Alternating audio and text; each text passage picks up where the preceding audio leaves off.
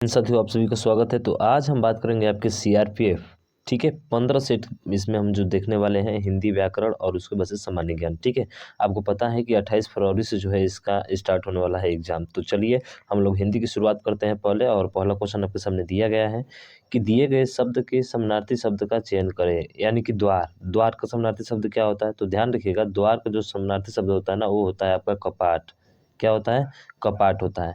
और कपाट किस में है? तो ऑप्शन नंबर बी में है। तो इसका बी वाला क्या हो जाएगा? आपका राइट आंसर हो जाएगा, ठीक है। कौन सा होगा? बी। तो चलते हैं और नेक्स्ट क्वेश्चन देखते हैं। अगला क्वेश्चन ये है, इसमें पूछा है कि सही वर्तनी वाले शब्द का चयन करें। तो देखिए, सही वर्तनी वाला शब्द संसारिक, संसारिक, संसारक, सांसारिक, ठीक है। तो इसमें जो इसका उचित विकल्प होगा वो होगा कौन सा? आपका सांसारिक, ठीक है। सांसारिक बोले तो ऑप्शन नंबर कौन सा हो जाएगा? आपका डी वाला जो है राइट हो जाएगा। सांसारिक होता है, न कि जो है आपका क्या होता है? संसारक होता है, ठीक है। ये सब तीनों विकल्प क्या है? आपके असंगत है। तो ऑप्शन डी आपका राइट हो जाएगा, ठीक है। चलिए नेक्स्ट क्वेश्चन चलते हैं। और अगला क्वेश्चन आपके सामने ये रहा। इसमें आपको बताना है कि दिए गए वाक्य का वह भाग ज्ञात करें जिसमें त्रुटि है। यदि कोई त्रुटि नहीं है तो कोई त्रुटि नहीं चुने। और जैसे कि अध्यापक हमसे एक लेख लिखवाया, हमसे एक लेख लिखवाया, कोई त्रुटि नहीं है। देखिए, अध्यापक ने, हालांकि अध्यापक ने होना चाहिए यहाँ पे, तो अध्यापक ने होना चाहिए, इसलिए इसमें त्रुटि है। केवल एक वाले में त्रुटि है, तो एक वाले में त्रुटि है, तो इसके अकॉर्डिंग कौन सा हो जाएगा? ऑप्शन नंबर ए हो जाएगा। तो ध्यान रखिएगा, अध्यापक ने होता है, यानी अध्यापक ने हमसे एक लेख लिखवाया, ये वाला होना चाहिए। तो ऑप्शन नंबर ए में जो है एक में आपका गलत है, ठीक। अगला क्वेश्चन देखिए। अगला है कि दिए गए वाक्यांश के लिए एक शब्द चुनिए जो किसी का पक्ष न ले। अब देखिए, जो किसी का पक्ष नहीं लेता है उसको क्या कहते हैं हम लोग? जो किसी का पक्ष नहीं लेता है उसको हम लोग जो है तटस्थ कहते हैं। तो इसका ऑप्शन नंबर कौन सा हो जाएगा? आपका डी राइट आंसर हो जाएगा। कौन सा हो जाएगा? आपका डी जो है इसका राइट आंसर हो जाएगा। बताइए, आपको कहीं पे दिक्कत हो रहा है? मुझे आशा है कि आपको कहीं पर भी दिक्कत नहीं हो रहा होगा, ठीक है। तो तटस्थ होता है, क्या होता है? जो किसी का पक्ष न ले वो क्या होता है? आपका तटस्थ होता है, ठीक है ना। चलिए अब और अगला क्वेश्चन देखिए। और अगला क्वेश्चन जो है आपके सामने ये रहा, ठीक है। अगला क्वेश्चन आपके सामने ये रहा। फिर इसी में दिया गया है वही चीज़ें। कह रहे हैं कि दिए गए वाक्य का विभाग याद कर जो कोई त्रुटि है या कोई त्रुटि नहीं है तो कोई त्रुटि नहीं चुने। चलिए देखते हैं कि प्रतिभा की माँ इस समय छोटे बच्चे को कहानी सुना रही है, कोई त्रुटि नहीं है। कौन सा होगा? 1, 2, 3 या 4? तो देखिए, प्रतिभा की माँ ने, अब माँ ने का मतलब यहाँ पे देखेंगे तो कौन सा हो जाएगा? तो प्रतिभा की माँ इस समय छोटे बच्चा को, बच्चा को नहीं होना चाहिए, क्या होना चाहिए? बच्ची को होना चाहिए। इसका मतलब केवल त्रुटि किस में है? ऑप्शन नंबर 2 में है। और 2 किस में है? तो ऑप्शन नंबर सी में है। तो सी वाला आपका क्या हो जाएगा? राइट आंसर हो जाएगा, ठीक है। ये तो ठीक है, प्रतिभा की माँ इस समय छोटे बच्ची को, छोटे बच्ची को, ठीक है, कहानी सुना रही है। यहाँ पे देखिए स्त्रीलिंग आ रहा है, तो यहाँ पर भी स्त्रीलिंग होना चाहिए कि नहीं होना चाहिए? होना चाहिए। तो ऑप्शन नंबर 2 में आपका त्रुटि है, ठीक है। अगला देखिए, दिए गए वाक्य के किस भाग में त्रुटि है? उनकी आपस में घनिष्ठ मैत्रता थी। मैत्रता नहीं, मित्रता होनी चाहिए, ठीक है। तो यहाँ पे इसमें त्रुटि है और ये किस में है? तो ये आपके ऑप्शन नंबर सी में है। तो सी आपका क्या हो जाएगा? राइट आंसर हो जाएगा, ठीक है। चलिए अगला क्वेश्चन देखिए। अगला है कि दिए गए शब्द का विलोम चुनिए। देखिए, आदर का अनादर होता है। क्या होता है? आदर का अनादर होता है, ठीक है। तो अनादर किस विकल्प में है? तो अनादर जो है आपका ऑप्शन नंबर सी में है। तो सी वाला आपका राइट आंसर हो जाएगा, ठीक है। आप जानते हैं, क्या जानते हैं? जानते हैं ना, अपमान किसका होता है? बताइए कमेंट बॉक्स में इसको, ठीक है। अपमान का जो है विलोम क्या होगा? अगला देखते हैं। और अगला क्वेश्चन ये रहा आपके सामने। इसमें बोला है कि निम्नलिखित प्रश्न से 4 विकल्प में से उस विकल्प का चयन करें जो मुहावरे का सही अर्थ जो है व्यक्त करता है। 3 13 करना सॉरी भाई साहब, 3 13 करना, मृत्यु को प्राप्त होना, ये तो हो ही नहीं सकता भाई साहब। ये तो कभी हो ही नहीं सकता, मृत्यु को प्राप्त होगा नहीं। चुपचाप भाग जाना, नहीं ये भी नहीं होगा। खुशामद करना, ये वाला हो सकता है क्या? नहीं, खुशामद करना ये भी नहीं होगा। तो होगा कौन सा आपका? 3 13 यानी इधर उधर करना, ठीक है। 3 13 तितर बितर करना, समझ रहे हो ना, यानी कि इधर का उधर करना। ऑप्शन डी आपका राइट हो जाएगा, ठीक है। अगला देखिए, दिए गए शब्द का विलोम चुने। आचार का, तो आचार का विलोम क्या होता है? दुराचार होता है, दुराचार तो है नहीं इसमें, तो आचार का विलोम होगा कौन सा भाई साहब? देखिए आचार का विलोम शब्द जो होता है अनाचार होता है। क्या होता है? अनाचार, यानी कि ऑप्शन नंबर ए आपका राइट हो जाएगा। बात किया जाए व्यवहार का तो दुर्व्यवहार होता है। विचार का क्या होता है? तो विचार का अविचार होता है। प्रचार का क्या होता है? अप्रचार होता है। ठीक है, सभी का भी विलोम शब्द देख लिए भाई साहब। अगला देखिए, अगला है रिक्त स्थान को भरने के लिए सबसे उपयुक्त शब्द का चयन करें। इस लड़की को वाद्य संगीत से क्या है? स्नेह है, आकर्षण है, आसक्ति है, या अनुराग है, या स्नेह है। बताइए कौन सा इसका उचित विकल्प होगा? तो इसका जो उचित विकल्प होगा वो होगा आपका अनुराग। ठीक है, इस लड़की को वाद्य संगीत से क्या है? अनुराग है, प्रेम है। समझ रहे हैं ना? तो ऑप्शन सी आपका राइट हो जाएगा। अगला है कि दिए गए वाक्यांश के लिए एक शब्द दीजिए जो कलह प्रिय हो। अरे भाई, जो कलह प्रिय होता है वो झगड़ालू होता है भैया, कॉलेसी नहीं होता है, झगड़ालू होता है। तो ऑप्शन नंबर बी आपका क्या हो जाएगा? राइट आंसर हो जाएगा। ठीक है, ऑप्शन नंबर बी आपका राइट हो जाएगा। अगला देखिए, अगला क्वेश्चन दिया गया है और पूछा है इसमें कि दिए गए वाक्य में रेखांकित खंड को प्रतिस्थापित करने के लिए सबसे उपयुक्त विकल्प का चयन करें। यदि इसे प्रतिस्थापित करने की आवश्यकता नहीं है तो विकल्प किसी बदलाव की आवश्यकता नहीं है का चयन करें। ठीक है, किसी भी देश की संपत्ति ऐसे देश में आदर्श विद्यार्थी ही होते हैं। तो देखिए, किसी भी देश की संपत्ति होती है ना, ऐसे देश में आदर्श विद्यार्थी, ऐसे देश में आदर्श विद्यार्थी क्या होना चाहिए? दिया है ऑप्शन कि उस देश की आदर्श विद्यार्थी, ऐसे देश के आदर्श विद्यार्थी। इसका मतलब है कि सर 87 में अगर देखा जाए तो कौन सा होगा?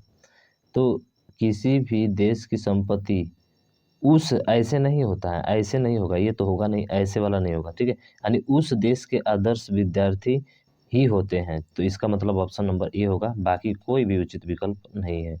तो ऑप्शन ए आपका राइट हो जाएगा। ठीक है, अगला देखिए, अगला क्वेश्चन है, इसमें कहा गया है कि निम्नलिखित में से 4 विकल्प दिए गए हैं, उनमें से जो है विकल्प का चयन कर जो मुहावरे का सही अर्थ व्यक्त करता है। ईद का चांद होना, अरे भाई साहब कभी कभी दिखाई देना, ईद का मतलब बहुत समय बाद दिखाई देना, सीधा दिख रहा है भाई साहब, ऑप्शन नंबर बी ईद का चांद होना। काफी पूछा जाता है ये क्वेश्चन। सही वर्तनी वाले शब्द का चयन करें। अब देखिए, सही वर्तनी पारिस्थितिकी होता है। देखिए परिस्थिति, पारिस्थिति होता है ना, पारिस्थितिकी तंत्र जिसको हम लोग बोलते हैं, तो परिस्थिति होता है। तो परिस्थिति देखा जाए तो इसमें कौन सा होगा? बताइए बताइए कौन सा होगा? तो परिस्थिति, परिस्थिति नहीं, परिस्थिति होता है। परिस्थिति, अरे इस परिस्थिति में क्या करना, वो तो परिस्थिति का अलग होता है। ठीक है, तो इसका कारण जो है ऑप्शन नंबर सी आपका राइट हो जाएगा, परिस्थिति ये होगा। अगला है कि जंगल में मोर अथवा मोरनी दिखाई पड़ेगा। अरे यार, दिखाई पड़ेगा, मोर अथवा मोरनी दिखाई पड़ेगी होनी चाहिए, यहाँ पे क्या होनी चाहिए? पड़ेगी होनी चाहिए। किसमें है? तो आपका ऑप्शन नंबर ए में है, तो ए वाला क्या होगा? राइट हो जाएगा। ठीक है, जो पहले अब किए थे हम लोग हल। अगला देखिए, निम्नलिखित में से दिए गए 4 विकल्प में से विकल्प का चयन करें जो मुहावरे का अर्थ व्यक्त करता है। नाको चने चबाना, एक मतलब इसका मतलब क्या होता है भैया? नाको चने चबाना मतलब उसको जो है तंग करना। क्या करना? तंग करना। तंग करना किसमें? ऑप्शन नंबर सी में, तो सी राइट हो जाएगा आपका। ठीक, अगला देखिए, रिक्त स्थान भरने के लिए सबसे उपयुक्त शब्द का चयन करें। मक्खियाँ भिनभिनाती हैं। अरे मक्खियाँ क्या होती है? भिनभिनाती हैं। तो ऑप्शन नंबर ए क्या हो जाएगा? राइट आंसर हो जाएगा। ऐसे ही आ रहा है, मक्खियाँ भिनभिनाती हैं। अगला देखिए, साहित्य और जीवन का, देखिए साहित्य और जीवन का जो होता है ना, ठीक है, साहित्य और जो जीवन का होता है वो आपका अभिन्न संबंध होता है। क्या होता है? अभिन्न होता है। ध्यान रखिए, साहित्य और जीवन का जो संबंध होता है ना, अभिन्न होता है। ऑप्शन नंबर ए आपका राइट हो जाएगा। ठीक है, अगला देखिए, अगला है कि हमारे गले में पराधीनता की बेड़ियां पड़ी थी। हमारे गले में पराधीनता की बेड़ियां पड़ी थी, इसमें पूछा क्या है कि रेखांकित अंश को प्रतिस्थापित करने के लिए सबसे उपयुक्त शब्द। अब देखिए, गले में, गले में मतलब क्या होता है? भुजाओं में, मस्तक में, सीने में, या पैरों में। हमारे गले में पराधीनता की बेड़ियां पड़ी थी। अच्छा, गले में पराधीनता की बेड़ियां पड़ती है क्या? बताइए, गले में पड़ती है क्या? नहीं भाई साहब, पैरों में पड़ती है। ठीक है, बेड़िया जो होती है किसमें पड़ती है? पैरों में। इसका मतलब सी वाला आपका राइट हो जाएगा। तो गले की जगह पैरों में होना चाहिए। ठीक है, दिए गए शब्द के समानार्थी शब्द का चयन करें। चंद्र, चंद्र का समानार्थी शब्द क्या होगा? तो इसका जो समानार्थी होगा वो होगा सुधाकर होता है। ठीक है, किसका होता है? सुधाकर होता है। अगला देखिए, गद्यांश आपको सामने दिया गया है, इसमें भरना है आपको। कह रहा है कि किसी भी देश की चेतना बोली जाने वाली भाषा के क्या होना चाहिए? राजनीतिक, भावी, सांस्कृतिक या सामाजिक। देखिए किसी भी देश की राजनीतिक चेतना बोली जाने वाली या सामाजिक चेतना बोली जाने वाली या भावी या सांस्कृतिक, तो सांस्कृतिक चेतना बोली जाने वाली, क्या ये उचित विकल्प होगा आपका? बताइए। बिल्कुल सांस्कृतिक होना चाहिए। यहाँ पे क्या होना चाहिए? सांस्कृतिक होना चाहिए। तो पहले में जो होना चाहिए वो संस्कृति होना चाहिए यहाँ पे। तो किसी भी देश की सांस्कृतिक चेतना वाली बोले जाने वाली भाषा के क्या होना चाहिए? तो देखिए अगला दिया है भाषा के साहित्य क्या होना चाहिए? भाषा के साहित्य होना चाहिए। तो ध्यान रखिएगा भाषा के यहाँ पे क्या होना चाहिए? साहित्य होना चाहिए। भाषा के साहित्य में क्या होता है? तो देखेंगे इसका क्या होता है। तो क्या होता है भाषा के साहित्य में जो होता है वो परिलक्षित, ठीक है। क्या होता है? सर्वाधिक उपयुक्त शब्द जो होगा वो आपका परिलक्षित होता है। विध्वंस तो होता नहीं, दृष्टिहीन ओझल तो होता नहीं, तो परिलक्षित होगा। और बचा 99, तो कह रहा है कि 4 में क्या भरा जाएगा? शब्द होगा परिवार, समुदाय, संस्था या समाज। तो यहाँ पे जो देखेंगे तो आपका कौन सा हो जाएगा भाई साहब? हम किसके बारे में बात कर रहे हैं? समाज के बारे में बात कर रहे हैं ना, तो आपका डी जो है राइट आंसर हो जाएगा। और लास्ट बचा है कि गद्यांश के लिए इसमें कौन सा उपयुक्त होगा? तो ध्यान रखिएगा वो क्या बोल रहा है इसमें, आगे देखेंगे। तो साहित्य और एक दूसरे से अभिन्न है, क्या है? तो जीवन। यहाँ पे जो था 99 में बात किया जाए तो समाज और साहित्य दोनों क्या है? अभिन्न है। तो अभिन्न बोले तो इसमें कौन सा हो जाएगा? आपका ऑप्शन नंबर डी आपका राइट हो जाएगा। तो 100 क्वेश्चन पूरा हो गए आपके, समझ रहे हैं? 100 क्वेश्चन क्या हो गए? पूरा हो गए। अब आएगा बारी आपका जीके जीएस वाला, जनरल नॉलेज वाला, ठीक है। चलिए दीजिए इसमें आंसर। कह रहा है कि हाल ही में किस राज्य सरकार द्वारा काशी यात्रा योजना की शुरुआत की गई है? अब देखिए काशी योजना जो शुरुआत की गई है उसमें 30,000 यात्री रहेंगे। कितने हजार रहेंगे? 30,000। अब प्रत्येक यात्री को जो है ना 5-5 हजार रुपये की नगद राशि दी जाएगी, ठीक है। तो वो किसने शुरू किया है? तो वो शुरू किया है आपका किसने? बताइए। तो ये शुरू किया है आपका भाई साहब कर्नाटक ने। किसने शुरू किया है? काशी यात्रा जो है कर्नाटक ने शुरू किया है। तो ऑप्शन नंबर बी आपका राइट आंसर हो जाएगा, ठीक है। चलिए अगला क्वेश्चन देखिए। अगला है कि तमिलनाडु, आंध्र प्रदेश और केरल में पाई जाने वाली किस प्रकार की मिट्टी काजू जैसी फसलों के लिए सबसे उपयुक्त है? तो देखिए काजू जैसे फसलों के लिए सबसे उपयुक्त जो मिट्टी है जो तमिलनाडु और आंध्र प्रदेश केरल में पाई जाती है वो है आपकी कौन से? लैटेराइट मिट्टी। कौन सी है? लैटेराइट मिट्टी, ठीक है। तो ध्यान रखिएगा ऑप्शन नंबर ए आपका राइट हो जाएगा। अगला है कि भारतीय संविधान के निम्नलिखित में से किस अनुच्छेद के तहत सर्वोच्च न्यायालय को न्यायालय की अवमानना के लिए दंडित करने की शक्ति भी शामिल है? तो ये जो शामिल है वो है आपका अनुच्छेद 129 से 142 तक, ठीक है। ऑप्शन डी राइट हो जाएगा। अगला है कि एशिया गेम्स में भारत ने पहली बार फुटबॉल का स्वर्ण पदक किस वर्ष जीता था? तो देखिए इसने जो जीता था 1951 में जीता था। कब? 1951 में। होना तो था 1950 में लेकिन हुआ नहीं किसी कारणवश, तो 1951 में हुआ। 1951 में भारत ने सबसे पहले जीता था। तो ऑप्शन नंबर ए आपका राइट हो जाएगा। अगला है कि पाओ क्रिस्टेसस, ठीक है, पाओ क्रिस्टेटस को सामान्यता के रूप में जाना जाता है, किसके रूप में जाना जाता है? तो ध्यान रखिएगा पाओ क्रिस्टेटस को जो है ना हम लोग किसके रूप में जानते हैं भाई साहब? तो वैज्ञानिक नाम पूछा है ना, तो इसका जो होगा आपका मोर, ठीक है। किसको जानते हैं? मोर को जानते हैं। तो ऑप्शन नंबर बी आपका राइट हो जाएगा, ठीक है। अगला देखिए क्वेश्चन अगला है कि हाल ही में चर्चा में रही पुस्तक द माउंटेन इज कॉलिंग ने अंतर्राष्ट्रीय पैनोरमा गोल्डन अवार्ड जीता, यह किसका पुस्तक है? तो देखिए किसकी पुस्तक है? द माउंटेन एज कॉलिंग, काफ़ी चर्चा में रही है, एग्जाम में आपका पूछा जा सकता है, आप इसको ध्यान रखिएगा। वो है के.वी. रघुपति। कौन है? के.वी. रघुपति, ठीक।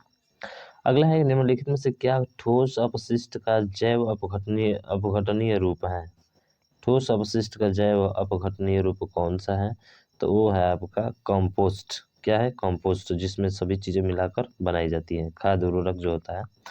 नालंदा और विक्रमशिला विश्वविद्यालय के संस्थापक निम्नलिखित में से कौन थे? ठीक है, तो नालंदा विक्रम विश्वविद्यालय का संस्थापक जो थे वो आपके कौन थे? ये भी काफी चर्चा में रहता, ठीक है, ध्यान रखिएगा, धर्मपाल थे। कौन थे? धर्मपाल। अगला है कि मई 2022 के दौरान लोकपाल अध्यक्ष के रूप में किसे नियुक्त किया गया है? तो 2022 में लोकपाल जो नियुक्त किया गया है वो नियुक्त किए गए हैं न्यायमूर्ति प्रदीप कुमार मोहंती। कौन? न्यायाधीश प्रदीप कुमार मोहंती को नियुक्त किया गया है 2022 में। अगला है कि तमिलनाडु या तमिलनाडु जनजाति द्वारा मनाया जाने वाला त्यौहार है? तुत्सा, मिस्मी, वांचो, खमती। तो इसका जो राइट आंसर होगा वो आपका ऑप्शन नंबर बी मिस्मी है। ठीक है, तमिलनाडु जनजाति द्वारा मनाया जाने वाला त्यौहार कौन सा है? मिस्मी, मिस्मी, मिस्मी। अगला है कि संयुक्त राष्ट्र के खाद्य और कृषि संगठन FAO ने में कुटनाड़ की समुद्र तल से नीचे की कृषि प्रणाली को वैश्विक रूप से महत्वपूर्ण कृषि विरासत प्रणाली घोषित किया। तो ये जो किया है वो आपका किया है ऑप्शन नंबर बी 2013 में। ठीक है, कब? 2013 में। अगला है कि द एम्पर्स न्यू क्लास द्वारा लिखी गई एक बाल कथा है। तो ये जो बाल कथा है वो है आपका option number D Hans Christian Andersen की। ठीक है, हैंस क्रिएशन एंडरसन की। मई 2022 के दौरान राष्ट्रपति रामनाथ कोविंद ने किस शहर में आरोग्य मंथन कार्यक्रम का उद्घाटन किया था? तो ये जो आरोग्य मंथन का उद्घाटन हुआ था ये हुआ था आपका भोपाल में, मध्य प्रदेश की राजधानी भोपाल। ठीक है, वहाँ पे हुआ था। 11 जुलाई 2022 को दक्षिण कोरिया के येओसु, ठीक है, येओसु शहर में आयोजित मिसेस यूनिवर्स डिवाइन का खिताब किसने जीता है? 11 जुलाई 2022 को जो अभी हुआ था। ठीक है, तो ये जीता है आपका किसने? पल्लवी सिंह ने। कौन? पल्लवी सिंह ने। राष्ट्रीय नमक सत्याग्रह स्मारक कहाँ स्थित है? तो राष्ट्रीय नमक सत्याग्रह ये जो है आपका जानते हैं गुजरात है। अगला है कि भारत में ब्रिटिश शासन के दौरान निम्नलिखित में से किसने रैयतवाड़ी व्यवस्था शुरू की थी? तो रैयत व्यवस्था शुरू करने वाला कौन था भाई साहब? वो था कैप्टन अलेक्जेंडर रीड। ठीक है, कैप्टन अलेक्जेंडर रीड। अगला है कि भारतीय संविधान में द्विसदनीय प्रणाली किस देश से ली गई है? तो द्विसदनीय प्रणाली ली गई है ये आपके यूनाइटेड किंगडम से। ठीक है, द्विसदनीय प्रणाली कहाँ से ली गई है? यूनाइटेड किंगडम से। अगला है कि एक किस व्यक्ति ने पोलैंड के क्रोको में एनालॉग अंतरिक्ष यात्री प्रशिक्षण केंद्र से एनालॉग अंतरिक्ष यात्री कार्यक्रम को पूरा करने वाली सबसे कम उम्र की व्यक्ति बनकर इतिहास रच दिया है? ठीक है, तो वो है आपके कौन सा? कौन है वो भाई साहब जिसने इतिहास रचा है? वो है जानवी डांगेती। कौन है? जानवी डांगेती। ऑप्शन बी जो है राइट हो जाएगा। अगला एक नई शिक्षा नीति को लागू करने वाला पहला राज्य कौन सा है? तो देखिए नई शिक्षा की नीति को जो लागू करने वाला पहला राज्य है ना वो है आपका उत्तराखंड। कौन सा? उत्तराखंड। उसके बाद से किस राज्य सरकार द्वारा स्वनिर्भर नारी योजना की शुरुआत की गई है? तो स्व नारी निर्भर योजना की जो शुरुआत की गई है वो असम में से की गई है। कहाँ पे? असम में। ऑप्शन बी राइट हो जाएगा। अगला है कि अंतर्राष्ट्रीय हॉकी टीम के कप्तान बनने वाले पहले गोलकीपर निम्नलिखित में से कौन थे? तो अंतर्राष्ट्रीय हॉकी टीम के कप्तान बनने वाले पहले गोलकीपर जो थे वो थे कौन? वो थे आपके शंकर लक्ष्मण। कौन है? शंकर लक्ष्मण। तो ऑप्शन ए आपका राइट हो जाएगा। कोलकाता में भारतीय संग्रहालय की स्थापना निम्न में से किस वर्ष की गई? तो देखिए भारतीय संग्रहालय की जो स्थापना की गई थी वो की गई थी आपके वो 1814 में। ऑप्शन नंबर सी राइट हो जाएगा। अब उसके बाद से अगला क्वेश्चन है कि अपने महापरिनिर्वाण से पहले बुद्ध ने अंतिम उपदेश कहाँ दिया था? तो अंतिम उपदेश इन्होंने सबसे पहले जो है वो वैशाली में दिया था। ठीक है, कहाँ पे? वैशाली में। अगला है कि भारतीय वन्य जीव संरक्षण अधिनियम किस वर्ष लागू किया गया था? तो भारतीय वन्य संरक्षण अधिनियम लागू करने की जो तिथि है वो है आपके 1972। काफी बार पूछा जाता है, ध्यान रखेंगे। अगला है और अंतिम प्रश्न है आपका कि इकोलॉजी। ठीक है, इकोलॉजी, इकोलॉजी शब्द ओकियोलॉजी से बना है। मतलब क्या है इकोलॉजी? तो वो है आपका क्या? यूनानी भाषा का शब्द है। ठीक है, इकोलॉजी शब्द जो है यूनानी शब्द ओकियोलॉजी से बना हुआ है, ओकोलॉजी से बना हुआ है। ठीक है, तो आपके जीके जीएस और हिंदी व्याकरण भी कंप्लीट हो गए। मुझे आशा है कि समझ में चीज़ें आई होगी आपको अच्छे तरीके से। तो आप हमारे चैनल को सब्सक्राइब कर लीजिएगा और बेल आइकन को दबा लीजिएगा ताकि इस तरह की वीडियो का नोटिफिकेशन आपको मिलता रहे। तो मिलते हैं नेक्स्ट वीडियो में नेक्स्ट प्रैक्टिस सेट के साथ हिंदी और सामान्य जीके के साथ। ठीक है, तो आज तक के लिए बस इतना ही। जय हिंद, जय भारत।